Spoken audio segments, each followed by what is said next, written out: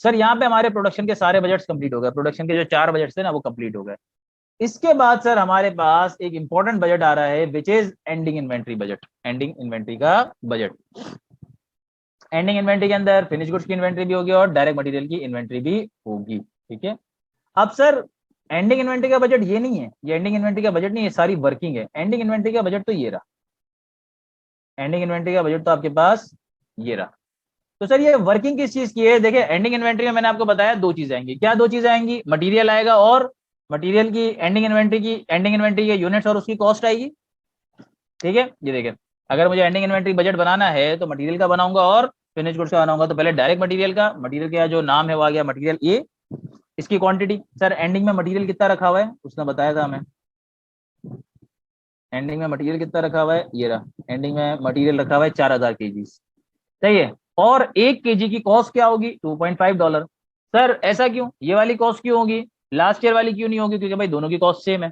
Sir अगर cost different होती, last year वाले मटेरियल की कॉस्ट $2 होती और इसकी 2.5, तो फिर क्या लेते भाई? मैंने आपको बताया हम यहाँ पे कौन सी अजम्पशन फॉलो कर रहे हैं, फीफो। अगर मैं फीफो अज्यूम कर रहा हूं तो इसका मतलब जो लास्ट ईयर वाले यानी कि ओपनिंग वाले केजीज है वो मैं ऑलरेडी यूज कर चुका होता, मेरे पास बचते कौन से? एंडिंग वाले ही बचते, करंट ईयर वाले। तो मैं इसको 2.5 यानी कि करंट ईयर की कॉस्ट से ही मल्टीप्लाई करता, ठीक है। तो सर मटेरियल की मेरे पास क्वांटिटी कितनी आ जाएगी? 4000 केजीज, और मटेरियल की जो कॉस्ट है वो क्या आ जाएगी? 2.5। तो इसको मैं मल्टीप्लाई कर दूंगा तो मटेरियल की मेरे पास टोटल कॉस्ट कितनी आ जाएगी एंडिंग इन्वेंट्री की? $10,000, ठीक है। इसके बाद सर यहाँ पे मैं बनाऊंगा फिनिश गुड्स। फिनिश गुड्स की एंडिंग इन्वेंट्री का बजट, फिनिश गुड क्या है? Product P1। फिनिश गुड्स के अंदर एंडिंग में कितने यूनिट्स रखे हुए हैं ये भी इसने बताया कि हमें एंडिंग में रखने हैं 3000, ठीक है। 3000 आ जाएगा। मसला ये है कि जो फिनिश गुड्स के हमारे पास एंडिंग इन्वेंट्री है उसमें से एक की कॉस्ट कितनी है, एक यूनिट की कॉस्ट कितनी है ये नहीं पता। ये नहीं पता क्यों? क्योंकि फिनिश गुड्स का जो एक यूनिट है उसके अंदर मटेरियल की कॉस्ट भी लगती है, लेबर की कॉस्ट भी लगती है, ओवरहेड्स की कॉस्ट भी लगती है। समझ आई बात? मटेरियल की जो कॉस्ट है वो तो एक ही है ना, लेकिन जो फिनिश गुड्स की कॉस्ट है उसके अंदर 3 तरीके की कॉस्ट है, मटेरियल की भी है, लेबर की भी है और ओवरहेड्स की भी है। और अब तक हमने इन तीनों को कंबाइन करके फिनिश गुड्स के एक यूनिट की कॉस्ट तो निकाली नहीं है। तो ये जो सारी वर्किंग है ना ये बेसिकली फिनिश गुड्स के एक यूनिट की कॉस्ट निकालने की है। तो सर इसमें क्या करेंगे? सर इसमें सिंपल सा काम यही करना है कि मटेरियल की कॉस्ट ले लें पर यूनिट, लेबर की कॉस्ट ले लें पर यूनिट, ओवरहेड की कॉस्ट ले लें पर यूनिट, तीनों को सम कर लें, बस दैट्स इट। तो सर मटेरियल की कॉस्ट ले लेते हैं पहले पर यूनिट। मटेरियल की कॉस्ट अगर मुझे पर यूनिट चाहिए तो कैसे आएगी? सर 2 चीजें, पहला तो मुझे ये देखना है कि एक यूनिट पे कितना केजी मटेरियल लग रहा है। एक यूनिट पे 2 केजी मटेरियल लग रहा है, सही है। और 1 केजी की कॉस्ट कितनी है? 2.5। एक यूनिट पे 2 केजी मटेरियल लग रहा है और एक यूनिट की कॉस्ट कितनी है? 2.5 है। तो डायरेक्टली मल्टीप्लाई कर दें, 2 मल्टीप्लाई बाय 2.5, तो एक यूनिट पे कितने अमाउंट का मटेरियल लगेगा? $5 का लगेगा, ठीक है ना। ये आपके पास आ गई number of KGs per unit. फिर उसके बाद कॉस्ट पर केजी, इन दोनों को मल्टीप्लाई कर दिया तो सर आपके पास मटेरियल की कॉस्ट पर केजी कितनी आ गई? $5। मटेरियल कॉस्ट पर यूनिट कितनी आ गई? $5 आ गई, सही है ना, सिंपल यही काम।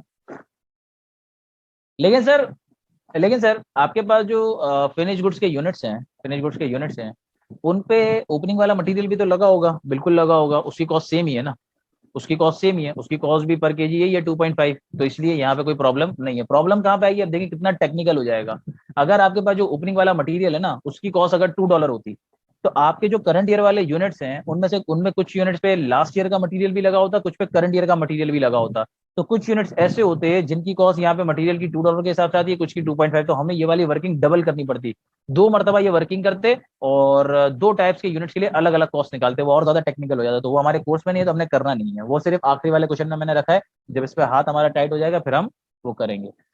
तो अभी क्या है, अभी यहाँ पे क्या करा भाई, सारा एक ही मटेरियल है, एक ही टाइप का है, तो उसके 2 केजी मटेरियल, 2 केजी ही लग रहे हैं पर यूनिट और 1 केजी की कॉस्ट कितनी है? 2.5, ठीक है। तो एक यूनिट पे कॉस्ट कितनी लग रही है मटेरियल की? $5 की लग रही है। फिर लेबर ले लें। लेबर का सिर्फ मसला ये है कि लेबर हमारे पास 2 टाइप की है, 2 टाइप के तो भी टेंशन नहीं है भाई, दोनों टाइप की जो लेबर है वो हर एक यूनिट पे काम तो कर ही रही है ना, तो आप उनके आवर्स ले लें एक यूनिट पे और कॉस्ट ले लें पर आवर। तो अभी हमने यहाँ पे लिखा कि स्किल्ड लेबर जो है उसके एक यूनिट पे 3.5 घंटे लग रहे हैं और एक घंटे पे कॉस्ट कितनी है? 2.5, तो 3.5 मल्टीप्लाई बाय 2.5। और यहाँ पे अनस्किल्ड लेबर के एक यूनिट पे कितने घंटे लग रहे हैं? 1.5, और कॉस्ट कितनी है पर घंटा? 1.5, तो 1.5 मल्टीप्लाई बाय 1.5, तो ये इसकी कॉस्ट आ जाएगी पर यूनिट, ठीक है ना। ये देखें इन दोनों को मल्टीप्लाई किया आपने, ये दोनों स्किल्ड लेबर के आवर्स मल्टीप्लाई बाय उसकी कॉस्ट पर आवर, तो आपके पास जो स्किल्ड लेबर की पर यूनिट कॉस्ट आ गई कितनी आ गई 8.75, और अनस्किल्ड के आवर्स कितने हैं 1.5, और कॉस्ट कितनी है $1.5। ठीक है, तो मल्टीप्लाई करेंगे तो आपके पास जो अनस्किल्ड लेबर है उसकी कॉस्ट कितनी आ जाएगी 2.25 पर यूनिट। सही है, अब क्या करें, अब इन दोनों को प्लस कर लें, स्किल्ड लेबर की कॉस्ट पर यूनिट और अनस्किल्ड लेबर की cost per unit, skilled labour की cost per unit unskilled labour की कॉस्ट पर यूनिट, इन दोनों को प्लस कर लें तो $11 आपके पास आ जाएगी लेबर की कॉस्ट पर यूनिट, लेबर की कॉस्ट पर यूनिट $11 आ गई। और ओवरहेड तो यहाँ पे सबसे ज्यादा आसान है। क्यों आसान है? आसान इसलिए है क्योंकि भाई ओवरहेड का रेट आपने ऑलरेडी निकाला हुआ है, ये रहा टोटल ओवरहेड का रेट $2.5। सही है, किस बेसिस पे लग रहा है? ये आर की बेसिस पे इनकर हो रहा है। तो आप ये और कौन से आर? Direct labour hours. तो आप ये देख लो डायरेक्टली कि आपके एक यूनिट पे डायरेक्ट लेबर आवर्स टोटल कितने लग रहे हैं। तो देखिए मैंने यहाँ पे आपको कैलकुलेट करवाया था ना, एक यूनिट पे आपके टोटल लेबर आवर्स कितने लग रहे हैं 5। सही है ना, 3.5 स्किल्ड लेबर के हैं और 1.5 अनस्किल्ड के हैं।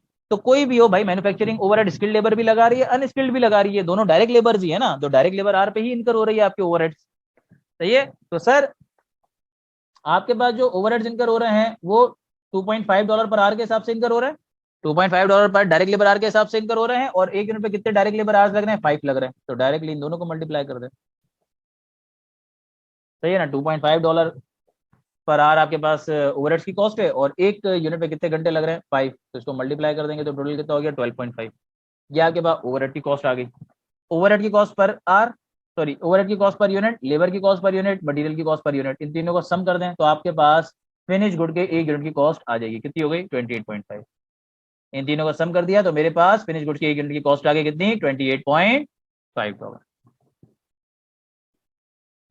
ठीक है, देखिए अज्यूम क्या कर रहे हैं, फर्स्ट इन फर्स्ट आउट। बहरहाल फर्स्ट इन फर्स्ट आउट का मसला भी वहां पे आता है जहां पे मेरे पास वो इन्वेंट्री की कॉस्ट चेंज हो रही होती है, वरना यहाँ पे इसका कोई खास प्रॉब्लम नहीं है। तो सर मेरे पास फिनिश गुड्स के एक यूनिट की कॉस्ट आ गई ना, यही है एक यूनिट की कॉस्ट, यही है। अब मेरे पास जो यूनिट सेल हुए हैं, करंट ईयर वाले, वो भी इसी रेट से होंगे, और जो एंड में बचे होंगे वो भी इसी रेट से होंगे। तो ये जो एंड में बचे हैं वो भी इसी रेट से होंगे। लेकिन लेकिन लेकिन सर आपने बताया कि मटेरियल का तो हमारे पास डिफरेंट कॉस्ट वाला क्वेश्चन आता ही नहीं है, मटेरियल का ऐसा क्वेश्चन नहीं आता जिसमें जो ओपनिंग वाला मटेरियल है उसकी कॉस्ट डिफरेंट हो। आपने कहा कि फिनिश गुड्स का आता है, कि फिनिश गुड्स अगर आपके पास ओपनिंग में कुछ रखे हुए थे हो सकता है उनकी कॉस्ट डिफरेंट हो। सही है ना, जैसे कि ये आपके पास करंट ईयर की कॉस्ट है 28.5, अगर ओपनिंग में जो हमारे पास यूनिट्स रखे हुए हैं उनकी कॉस्ट है सपोज 27, तो यहाँ पे जो यूनिट्स आ रहे हैं उनकी कॉस्ट आप 27 क्यों नहीं ले रहे? हो सकता है इनकी कॉस्ट 27 और नहीं हो सकता, क्यों? क्योंकि आप अजम्पशन कौन सी फॉलो कर रहे हैं, फीफो फॉलो कर रहे हैं। भाई फीफो के अंदर आप क्या अज्यूम करते हो, फर्स्ट इन फर्स्ट आउट। आपने बेचे कौन से होंगे पहले, ओपनिंग वाले, ओपनिंग के जितने रखे हुए थे आपने पहले वो बेचे होंगे, तो सर एंड में कौन से बचे होंगे, करंट ईयर वाले, कौन से जिन पे ये वाली कॉस्ट लगी। ठीक है, तो देखें इसलिए फीफो अजम्पशन समझेंगे ना, कंसिडर करेंगे, तभी जाके ये सिनेरियो बनता है। क्योंकि अगर आपने यहाँ पे LIFO last in first out अगर आपने अज्यूम कर लिया था ना, तो पता है क्या होता, ये जो 3000 यूनिट्स आपके पास बचते ना, ये 3000 यूनिट्स आपके पास बचते, ये कौन से होते, या आपके जो करंट वाले वो सारे बिक गए होते, ये आपके बचते ओपनिंग वाले, नहीं ये पूरे ओपनिंग वाले भी नहीं बचते, क्योंकि ओपनिंग में पता है कितने हैं, ओपनिंग में कितने थे यूनिट्स, ओपनिंग में आपके 2000 यूनिट्स थे, ओपनिंग में आपके 2000 यूनिट से, और आपके पास बचे कितने 3000। इसका मतलब पता है क्या है, आपके 2000 लास्ट ईयर वाले बचते, 1000 करंट ईयर वाले बचते। अगर आप लीफो अज्यूम करते ना तो 2000 लास्ट ईयर वाले बचते जिसमें से एक की कॉस्ट 27 होती, और 1000 करंट ईयर वाले बचते जिसमें से हर एक की कॉस्ट 28.5 होती, तो और ज्यादा टेक्निकल हो जाता। तो इसीलिए मैंने आपको कहा कि देखो सॉल्व तो किसी भी सिनेरियो में हो जाएगा, लेकिन मसला क्या है कि बेकार का उसके अंदर जब एग्जाम में नहीं आता तो बेकार का उसमें जाने की जरूरत नहीं है। हाँ मैं कॉन्सेप्ट आपको इसलिए दे देता हूं हमेशा कि यार अगर एग्जामिनर थोड़ा सा उसको चेंज कर दे तो आप इस काबिल हो कि आप टैकल कर लो।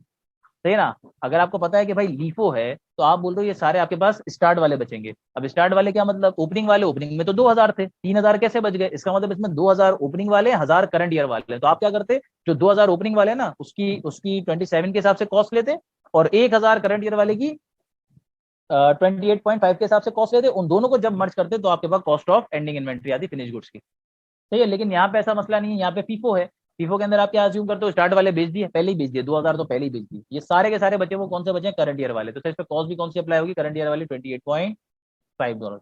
तो सर 3000 यूनिट जो है 28.5 के हिसाब से इनकी कॉस्ट कितनी बनती है, इनकी कॉस्ट आपके पास बन जाती है 85,500 की।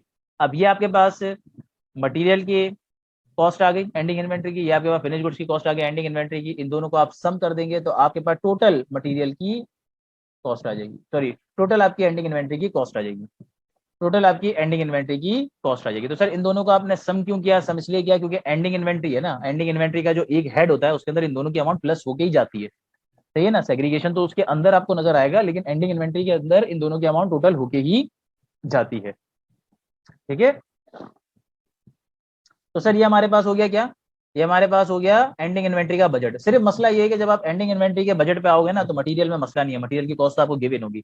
फिनिश गुड्स के एक यूनिट की कॉस्ट आपको कैलकुलेट करनी पड़ेगी, तो उसके लिए पूरा आपको शेड्यूल बनाना पड़ेगा जिसमें मटेरियल के कॉस्ट पर यूनिट, लेबर की कॉस्ट पर यूनिट और ओवरहेड की कॉस्ट पर यूनिट ये निकालोगे, सम करोगे, जो भी कॉस्ट आएगी ना, क्योंकि आप अज्यूम कर रहे हो फीफो हम फॉलो कर रहे हैं, तो उसी की बेसिस पे आप इसकी वैल्यू ले लोगे, ठीक है। फिर सर इसके बाद लास्ट बजट। सर लास्ट क्यों? आपने तो बोला था 5 बजट्स है, सही है ना। सेल्स का है, प्रोडक्शन का है, एंडिंग इन्वेंट्री का है, कॉस्ट ऑफ गुड्स सोल्ड का है और नॉन मैन्युफैक्चरिंग का है। नॉन मैन्युफैक्चरिंग वाले बजट जो है ना वो आपके कोर्स में आते हैं ना उसकी ज्यादा इंपॉर्टेंस है, सही है ना। लेकिन मैं ये नहीं बोल रहा आ नहीं सकते, हो सकता है आ जाए, इसीलिए मैंने आपको फुल फ्लैज एग्जांपल भी कराई है, लेकिन आप देखोगे वो आते ही नहीं है, वो आते ही नहीं, एग्जामिनर का उससे कंसर्न ही नहीं है, मेन कंसर्न यही तक की है, कॉस्ट ऑफ गुड्स सोल्ड तक की है, ठीक है। तो मेन हमें इसी पे फोकस करना होता है, और वो जो मैंने आपको नॉन मैन्युफैक्चरिंग वाले बजट भी दिए ना वो सिर्फ इसी क्वेश्चन के अंदर दिए, आगे मैंने दिए ही नहीं है, सही है। अच्छा sir cost of goods sold कैसे आती है? पहले तो आपको ये पता होना चाहिए, आपको पता है कॉस्ट ऑफ गुड्स सोल्ड का फॉर्मूला क्या है? कॉस्ट ऑफ ओपनिंग इन्वेंट्री, सही है। कॉस्ट ऑफ ओपनिंग इन्वेंट्री, यहाँ पे जो मैंने बजटेड बिगिनिंग इन्वेंट्री लिखा हुआ है इसका मतलब उसकी कॉस्ट, ठीक है। Cost of opening inventory plus cost of purchases, लेकिन परचेजेस कब होती है? जब हम ट्रेडर हो या तो मैन्युफैक्चरर है, तो यहाँ पे कॉस्ट ऑफ प्रोडक्शन आ जाएगी, सही है, जितने यूनिट प्रोड्यूस किए उनकी कॉस्ट आ जाएगी। फिर उसमें से आप माइनस कर दोगे कॉस्ट ऑफ एंडिंग इन्वेंट्री, तो आपके पास क्या आ जाएगी? कॉस्ट ऑफ गुड्स सोल्ड आ जाएगी। तो आपको क्या करना है? सिंपली ओपनिंग इन्वेंट्री की कॉस्ट प्लस प्रोडक्शन की कॉस्ट, जितने यूनिट्स बनाए उनकी कॉस्ट, माइनस एंडिंग इन्वेंट्री की कॉस्ट, आपके पास क्या आ जाएगा? कॉस्ट ऑफ गुड्स सोल्ड आ जाएगा। कैलकुलेट कर लेते हैं, पहले तीनों अलग अलग निकालते हैं, ओपनिंग, प्रोडक्शन और कॉस्ट ऑफ गुड्स सोल्ड अलग अलग निकालते हैं, फिर फॉर्मूले में डाल के हम रिजल्ट निकाल लेंगे। तो सर ओपनिंग में कितने यूनिट्स है? सर अभी हमने देखा ओपनिंग में 2000 यूनिट्स है फिनिश गुड्स के, फिनिश गुड्स के ओपनिंग में कितने यूनिट थे सर? 2000 यूनिट से, 2000 यूनिट से, ठीक है। ओपनिंग में कितने यूनिट से? 2000 यूनिट से। मैंने आपको बोला कि ओपनिंग के जो 2000 यूनिट है ना उनकी कॉस्ट डिफरेंट है, 27 है, 27 है, लेकिन अभी मैं कंसिडर नहीं कर रहा, अभी मैं ओपनिंग वालों की भी 28.5 ही कंसिडर कर रहा हूं। क्यों? क्योंकि अगर आपके पास ऐसा क्वेश्चन आ गया जिसमें फिनिश गुड्स की कॉस्ट भी सेम है ना ओपनिंग वाली, तो ये इस तरीके से लंबा तरीके से करने की जरूरत ही नहीं है, बहुत ही आसान तरीके से हो जाएगा। तो सिर्फ उस तरीके पे ले जाने के लिए मैं पहले आपको ये करवा रहा हूँ, फिर मैं चेंज करवा के दोबारा करवाऊंगा, अभी कॉस्ट चेंज करवा के दोबारा करवाऊंगा। तो सर मैं अज्यूम कर रहा हूँ कि जो ओपनिंग के 2000 यूनिट्स हैं उनमें से हर एक की कॉस्ट भी कितनी है? 28.5। तो 2000 मल्टीप्लाई बाय 28.5, ओपनिंग वाले यूनिट्स की कितनी कॉस्ट आ गई? 57,000, ठीक है, 57,000 आ गई। फिर सर जो प्रोडक्शन है, बजटेड प्रोडक्शन, उसकी कॉस्ट कितनी है? तो सर कितने यूनिट्स प्रोड्यूस किए? सर कितने यूनिट्स प्रोड्यूस किए हैं? सर हमने 11,000 यूनिट्स प्रोड्यूस किए, 11,000 यूनिट्स प्रोड्यूस किए। हर एक की कॉस्ट कितनी होगी? यही 28.5 करंट ईयर वाली होगी, क्योंकि भाई करंट ईयर में ही हमने प्रोड्यूस किए हैं, 28.5 ही होगी, 28.5 मैंने ले ली, मल्टीप्लाई कर दिया, तो सर कॉस्ट ऑफ प्रोडक्शन मेरे पास आ गई 313,500। फिर सर जो एंडिंग इन्वेंट्री है उसकी कॉस्ट, तो वो एंडिंग इन्वेंट्री में भी अवेलेबल थी, डायरेक्ट हम दोबारा चाहे तो यहाँ पे निकाल सकते हैं। सर एंडिंग इन्वेंट्री में कितनी हमारे यूनिट्स रखे हुए हैं? 10,000 यूनिट, 3,000 यूनिट्स रखे हुए हैं एंडिंग इन्वेंट्री में, 3,000 यूनिट्स रखे हुए हैं। एक की कॉस्ट अभी हमने निकाली 28.5, तो इसकी वैल्यू कितनी आ गई? 85,500। अब सिंपल इसको फॉर्मूला में पुट कर दें, फॉर्मूला में पुट कर दें। फॉर्मूला क्या है? कॉस्ट ऑफ ओपनिंग इन्वेंट्री यानी कि 57,000 प्लस कॉस्ट ऑफ प्रोडक्शन 313,500, ठीक है, minus cost of ending inventory 85,500। तो सर मेरे पास कॉस्ट ऑफ गुड्स सोल्ड कितने आ गई? 25,000 की आ गई, ठीक है ना। कॉस्ट ऑफ गुड्स सोल्ड मेरे पास फिर इसी फॉर्मूले से आ गई। लेकिन सर इसका शॉर्टकट क्या था भाई? इसका शॉर्टकट ये था कि आप यहाँ पे ये देखो कि आपने क्या करा, ओपनिंग इन्वेंट्री की कॉस्ट प्लस प्रोडक्शन की कॉस्ट माइनस एंडिंग इन्वेंट्री की कॉस्ट, यही किया आपने, यही किया ना। तो आपके पास क्या आ गया? जो यूनिट सेल किए हैं, कॉस्ट ऑफ गुड्स सोल्ड यानी कि जो यूनिट सेल किए हैं उनकी कॉस्ट आ गई। अब अगर आप नोट करो, अगर आप नोट करो, तो ये जो तीनों आपकी वैल्यूज हैं, इन तीनों के अंदर जो आपकी कॉस्ट थी वो क्या थी? सेम थी। तीनों के अंदर जो कॉस्ट थी वो क्या थी? वो सेम थी, सही है। तीनों के अंदर कॉस्ट थी वो क्या थी? वो सेम थी। तो आप क्या करते? आप इनकी वैल्यूज निकालने की बजाय आप क्या करते? आप इन तीनों को कॉमन ले लेते, इन तीनों को कॉमन ले लेते, ब्रैकेट में क्या बच जाता भाई? ये आपने 28.5 कॉमन ले लिया, अब ब्रैकेट में क्या बच गया? Opening plus opening units plus units produce minus ending units, ठीक है ना। ये कितना आ जाता? 2000 प्लस 11,000 माइनस 3,000, 10,000 आ जाता। 10,000 को मल्टीप्लाई कर देते आप 28.5 से, ये कितना बन जाता? 285,000 बन जाता। यही आपके पास कॉस्ट ऑफ गुड्स सोल्ड आई है। लेकिन ये भी लंबा तरीका है सिर्फ समझाने के लिए। अब जरा समझे यहाँ, पता है क्या हुआ? ये जो आपने 2000 ओपनिंग वाले यूनिट्स लिए, उसमें जो यूनिट्स आपने प्रोड्यूस किए हैं वो प्लस किए, और जो यूनिट्स एंडिंग वाले वो माइनस किए ना, तो आपके पता है कौन से यूनिट्स आ गए? आपके पास 10,000 यूनिट्स सोल्ड आ गए। आपके पास 10,000 यूनिट्स सोल्ड आ गए भाई। जब आपने ये ओपनिंग प्लस प्रोडक्शन वाले यूनिट्स और माइनस एंडिंग वाले यूनिट्स किए ना, आपके पास यूनिट्स सोल्ड आ गए। इसका मतलब सर, अगर आपको यूनिट सोल्ड की, यहाँ पे ये यूनिट सोल्ड की वैल्यू निकालनी है, जहां पे ओपनिंग प्रोडक्शन और एंडिंग वाली सबकी कॉस्ट सेम है, तो आप सिंपली क्या करते? जितने यूनिट्स आपने बेचे हैं, जितने यूनिट्स आप सोच रहे हो बेचोगे, उसको डायरेक्टली किससे मल्टीप्लाई कर देते हैं? जितने यूनिट्स आप सोच रहे हो बेचोगे, उसको डायरेक्टली जो स्टैंडर्ड कॉस्ट पर केजी है, sorry standard cost per unit है, उससे मल्टीप्लाई कर देते हैं। That's it. ये रहा भाई, डायरेक्टली जो यूनिट सोल्ड है, जो मैं सोच रहा हूँ यूनिट सेल करूंगा, उनको मैं 28.5 से मल्टीप्लाई कर देता, तो मेरी कॉस्ट कितनी आ जाती? 25,000 आती। और उसको कॉन्सेप्चुअली भी जरा समझ लें, कॉन्सेप्चुअली भी जरा समझ लें। कॉन्सेप्चुअली समझेंगे तो ज्यादा आसानी होगी, क्योंकि आगे हमें फायदा देगा। जरा कॉन्सेप्चुअली समझें। सर मैंने कितने यूनिट्स बेचे? मैंने कितने यूनिट्स बेचे? यहाँ पे 10,000 बेचे, ये मुझे स्टार्ट में ही दिया हुआ था। मैं यूनिट्स कितने बेच रहा हूँ सर? 10,000 यूनिट्स बेच रहा हूँ। सही है। इसमें ओपनिंग वाले भी होंगे और करंट ईयर वाले भी होंगे, ऐसा ही है ना? ये जो 10,000 मैंने यूनिट्स बेचे हैं, इसमें ओपनिंग वाले भी होंगे, करंट ईयर वाले भी होंगे। क्यों? क्योंकि मैं अज्यूम कर रहा हूँ फीफो है। पहले इसमें से मैंने कौन से बेचे? 10,000 में मैंने पहले कौन से बेचे होंगे? ओपनिंग वाले बेचे होंगे। सही है। 2,000 पहले मैंने ओपनिंग वाले बेचे होंगे और 8,000 करंट ईयर वाले बेचे होंगे। लेकिन ये जो मेरे पास ओपनिंग वाले यूनिट्स हैं, ये भी कितने पे हैं? ओपनिंग वाले जो मेरे यूनिट्स हैं, ये भी 28.5 पे हैं, और जो करंट ईयर वाले हैं वो भी कितने पे? 28.5 पे हैं। तो सर मैंने पूरे के पूरे जो 10,000 यूनिट बेचे वो 28.5 के हिसाब से ही बेचे, तो डायरेक्टली मैं 10,000 मल्टीप्लाई बाय 28.5 कर दूं, ये आ गया 25,000। सही है। तो ये कॉन्सेप्चुअली समझे, क्योंकि आगे हमने इसी को लेकर चलना है। कॉन्सेप्चुअली क्या है कि भाई 10,000 यूनिट्स मैंने बेचे हैं, इसमें ओपनिंग वाले भी है, करंट ईयर वाले भी हैं। फीफो है तो पहले मैंने ओपनिंग वाले बेचे होंगे 2,000, और बाद में करंट ईयर वाले 8,000 बेचे होंगे, लेकिन दोनों ही 28.5 के रेट पे हैं। ठीक है। तो डायरेक्टली मैं इन दोनों को अलग अलग, 2,000 अलग और 8,000 अलग, 28.5 के हिसाब से मल्टीप्लाई करने की बजाय दोनों को कंबाइन 10,000 को 28.5 से मल्टीप्लाई ना कर दूं। सही है। तो सर ये तो मेरे पास फिनिश गुड्स का वो सिनेरियो आ गया, फिनिश गुड्स का वो सिनेरियो आ गया जहां पे ओपनिंग वाले की कॉस्ट क्या है? सेम है। अब जरा दूसरा ले रहे हैं जहां पे ओपनिंग वालों की कॉस्ट क्या है? डिफरेंट है। तो उसमें भी जरा शॉर्टकट देखते हैं, उसमें भी जरा शॉर्टकट देखते हैं। देखिए सर, मेरे पास जो ओपनिंग वाले यूनिट्स है ना, कितने हैं? 2,000।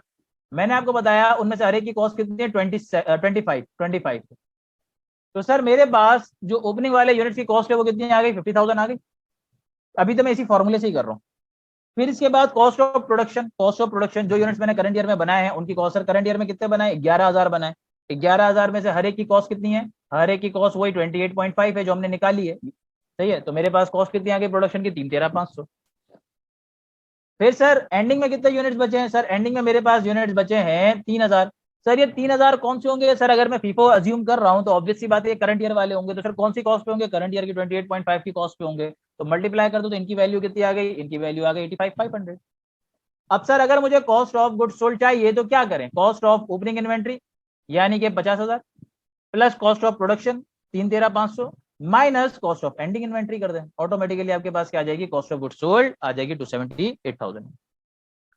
सही है। तो सर ये तो पूरा तरीका हो गया। तो सर देखिए, मैंने ये पूरा तरीका आपको इसलिए भी कराया है कि अगर आपके पास फिनिश गुड्स की ओपनिंग यूनिट्स की जो कॉस्ट है वो अलग है ना, और अगर आपको शॉर्टकट वाला जो मैं भी आगे कराने जा रहा हूँ उसके अंदर प्रॉब्लम हो रही है, तो भाई आप फिर ये पूरा तरीका ही कर लो, ये पूरा फॉर्मूले के थ्रू ही कर लो।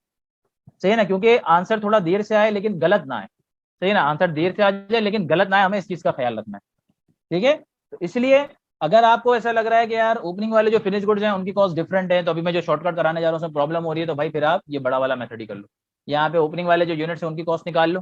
सही है। उनके जितने यूनिट्स है उनके अपने हिसाब से कॉस्ट आ जाएगी, अपनी कॉस्ट के हिसाब से टोटल कॉस्ट आ जाएगी। और जो आपने करंट ईयर में प्रोड्यूस किए हैं और जो एंडिंग में बचेगी तो करंट ईयर के हिसाब से कॉस्ट आ जाएगी। ठीक है।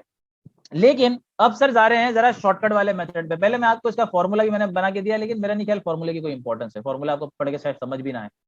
देखिए जरा, ये फॉर्मूला है, कुछ समझ आ रहा है इसके अंदर? मैं आपको आसान तरीका बता देता हूँ। देखो यहाँ पे हमने क्या किया था, यहाँ पे डायरेक्टली हमने किसको पकड़ा था? यूनिट सोल्ड को। यहाँ पे डायरेक्टली हमने यूनिट सोल्ड को पकड़ा था और मैंने यूनिट सोल्ड की वजह से आपको समझाया था। वो जो समझाया था ना, उसी में आंसर छुपा हुआ है। मैंने आपको क्या बोला था कि यार आपने 10,000 यूनिट्स बेचे हैं, सही है, इसमें आपने पहले कौन से बेचे होंगे, फीफो है तो पहले आपने ओपनिंग वाले बेचे होंगे कितने, 2,000, फिर आपने करंट ईयर वाले बेचे होंगे 8,000। अब दोनों की कॉस्ट सेम है तो आपने टोटल 10,000 यूनिट्स को 28.5 से मल्टीप्लाई कर दिया। यहां पे क्या है सर, यहां पे भी आपने कितने यूनिट्स बेचे हैं, आपने वही 10,000 यूनिट्स ही बेचे हैं। आपने कितने यूनिट्स बेचे, 10,000 यूनिट्स ही बेचे, लेकिन उस 10,000 के अंदर दो तरीके के यूनिट्स हैं।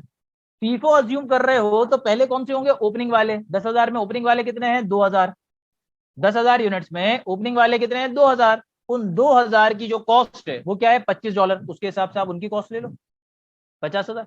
बाकी सर आपने बाकी कितने बेचे, बाकी कितने बच गए, 8,000 बच गए, 10,000 बेचे हैं उसमें 2,000 ओपनिंग वाले थे, उनकी कॉस्ट अलग ले ली, बाकी कितने बच गए, 8,000। ये 8,000 आपने कौन से बेचे होंगे, करंट ईयर वाले, तो इसमें से हर एक की कॉस्ट कितनी होगी, 28.5। तो बाकी के 8,000 की 28.5 के हिसाब से कॉस्ट ले लो, कितनी कॉस्ट हो गई, 2,28,000। अब आप इन दोनों को जरा सम करके देख लो, एग्जैक्टली 378,000 के बराबर ही आएगा, सॉरी 278,000 के बराबर ही आएगा। ये देखो 278,000 इससे भी आया था, 278,000 इससे भी आया था, सही है। यहाँ पे हमने सिंपली क्या करा, यूनिट सोल्ड को देख लिया। तो आसान तरीका क्या है, आप सिर्फ यूनिट सोल्ड को देख लो, बस दैट्स इट, किसी और चीज को देखने की जरूरत ही नहीं है। जहां पे ओपनिंग वाले जो फिनिश गुड्स के यूनिट्स हैं उनकी कॉस्ट सेम हो या डिफरेंट हो, आप सिंपली क्या करो, यूनिट सोल्ड को देख लो। जहां पे कॉस्ट सेम है ना, वहां तो पूरे जो आपने यूनिट सेल किए 10,000 उसको डायरेक्टली सेम कॉस्ट से ही मल्टीप्लाई कर दोगे। जहां पे अगर आपके ओपनिंग वाले यूनिट्स की कॉस्ट डिफरेंट है ना, तो भी आप क्या करो, आप ये देखो भाई, आप फीफो फॉलो कर रहे हो, 10,000 जो आपने बेचे होंगे उसमें पहले 2,000 कौन से होंगे, ओपनिंग वाले होंगे। तो दो जो ओपनिंग वाले 2,000 है उनकी अपनी कॉस्ट लेके उसको साइड में कर दो, ये उनकी अपनी कॉस्ट साइड में हो गई। और बाकी जो बचे हुए हैं 8,000 वो कौन से बेचे होंगे, करंट ईयर वाले, तो वो 8,000 की करंट ईयर वाली कॉस्ट ले लो, बस दैट्स इट। इन दोनों को सम कर दो, आपके पास कॉस्ट ऑफ गुड्स सोल्ड आ जाएगी डायरेक्टली, ठीक है। तो अगर आप इसको टैकल कर सकते हो तो ये टाइम सेव करेगा, और अगर आपको प्रॉब्लम होती है तो भाई फिर यही जो आप बचपन से फॉर्मूला पढ़ते हुए आए हो, मजबूरन आपको फिर इसी से जाना पड़ेगा, ठीक है सर। तो सर ये हमारा जो एक मेन मेन एरिया था वो कंप्लीट हो गया। अब जरा एक अदर एरिया, मतलब वो भी बजट्स ही हैं लेकिन इतने ज्यादा नहीं आते, वो देख लेते हैं, उसके बाद फिर ब्रेक करते हैं। सर नॉन मैन्युफैक्चरिंग बजट्स, सही है, नॉन मैन्युफैक्चरिंग बजट्स।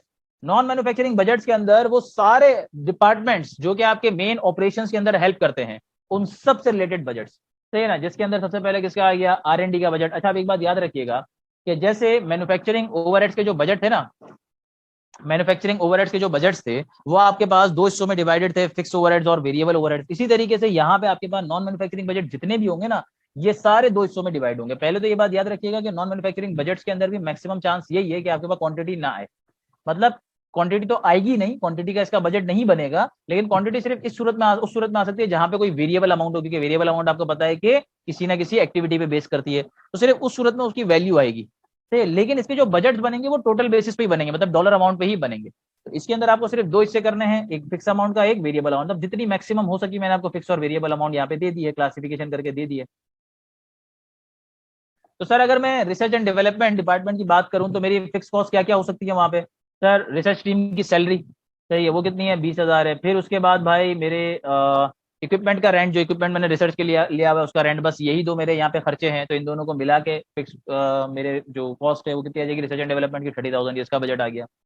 वेरिएबल भी मैंने लिख लिया भाई, वेरिएबल क्या है, वेरिएबल के अंदर मैं क्या कर रहा हूँ, वेरिएबल के अंदर मैं क्या कर रहा हूँ, जो डेवलपमेंट की फीस है वो पे कर रहा हूँ। अब डेवलपमेंट की फीस क्या है, $15 पर आवर, $15 पर आवर, सही है। तो सर अब जितने आवर मैंने डेवलपमेंट की है उससे मल्टीप्लाई, अच्छा ये यहाँ पे डायरेक्ट लेबर आवर्स नहीं आएंगे वो वाले, यहाँ पे जितने आवर्स पे मैंने डेवलपमेंट की है वो आएंगे। मैंने 1 आवर्स की डेवलपमेंट की है तो उसके हिसाब, उसके लिए $15 के हिसाब से 15,000 की फीस, तो बस यहाँ पे एक ही है।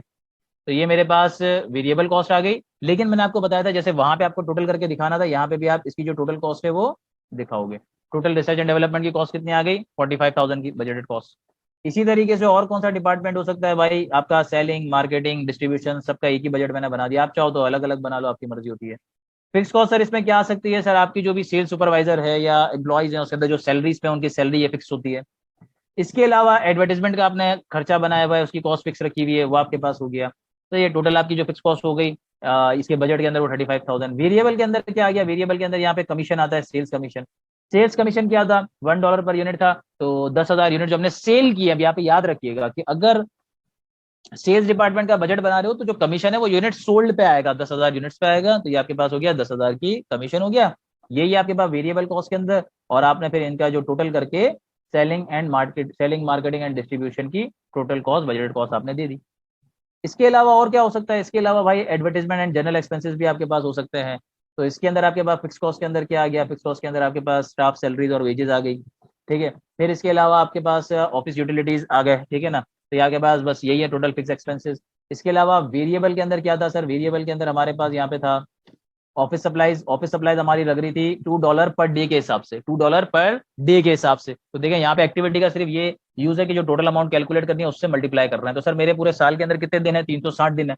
तो 360 दिन से मैंने मल्टीप्लाई कर दिया तो 720 की इसकी वैल्यू आ गई, ठीक है। ये मेरे पास वेरिएबल एक्सपेंस आ गए। तो ये यहाँ पे मैंने budgeted total administrative and general expenses show कर दिए।